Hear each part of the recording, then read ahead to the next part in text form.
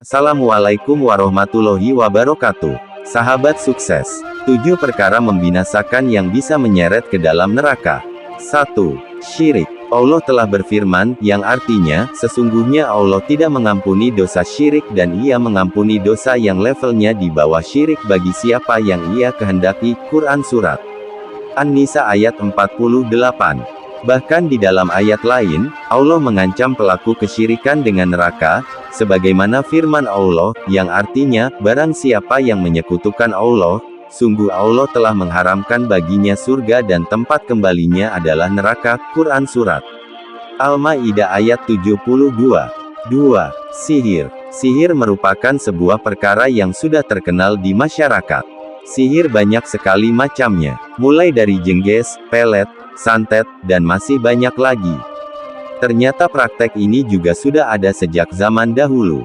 Sebagaimana yang Allah ceritakan tentang peperangan Nabi Musa dengan para penyihir Fir'aun di dalam surat Taha yang berakhir dengan penyaliban para penyihir tersebut oleh Fir'aun karena keimanan mereka.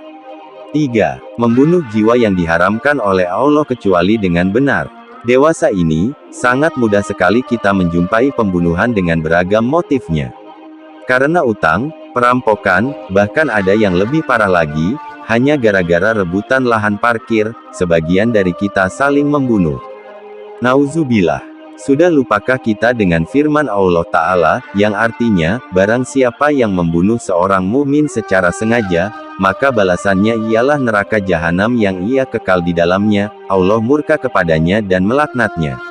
Lalu ia akan menyiapkan siksaan yang besar. Quran Surat An-Nisa ayat 93. 4. Memakan harta anak yatim. Dan salah satu dosa besar yang kerap terjadi adalah memakan harta anak yatim.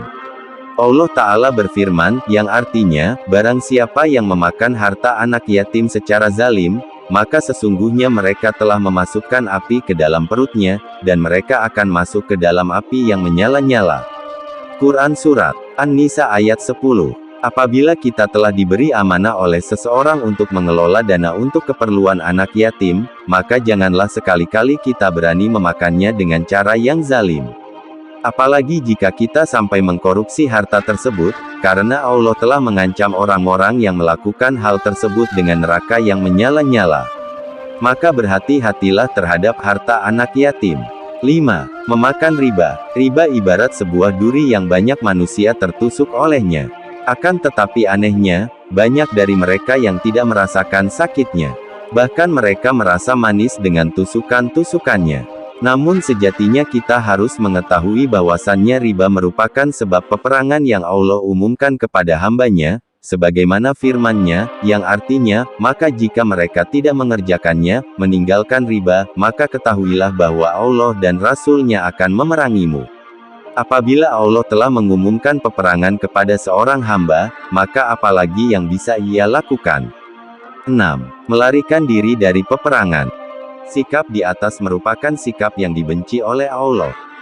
Allah mengancamnya dengan firman-Nya, yang artinya, barang siapa yang membelakangi mereka mundur, di waktu itu, kecuali berbelok untuk siasat perang atau hendak bergabung dengan pasukan yang lain, maka sesungguhnya orang itu kembali dengan kemurkaan Allah, dan tempat kembalinya ialah neraka jahanam, dan amat buruklah tempat kembalinya.